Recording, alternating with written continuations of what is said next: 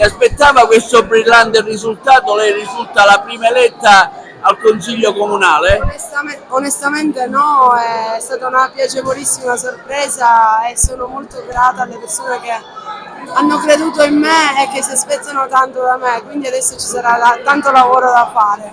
Spero di fare del mio meglio. Un consenso diciamo notevole ottenuto, no?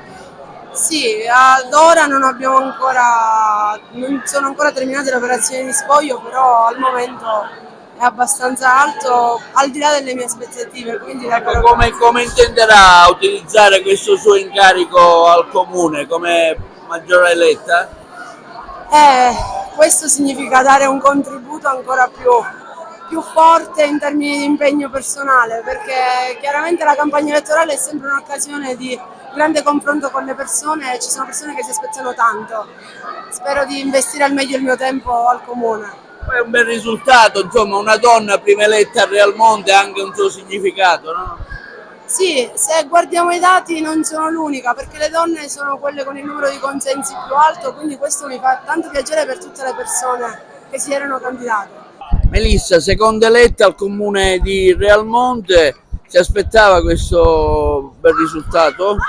Sì, sì, me lo aspettavo perché ho visto nella gente veramente la voglia di voler cambiare e di credere in delle persone che sono determinate a impegnarsi per Realmonte, quindi ci credevo veramente. Lei ha già un'esperienza al Consiglio, come intenderà ripetere questa esperienza col nuovo sindaco? Io ho già un'esperienza e voglio rimettere le mie competenze al servizio dei cittadini a fianco di Alessandro e di tutta la nostra squadra, che penso sia una squadra veramente motivata a raggiungere l'obiettivo di far cambiare le sorti di Realmonte. Tra le tante problematiche c'è quella della Scala dei Turchi e della miniera dell'Italcali. Su questo come lavorerete?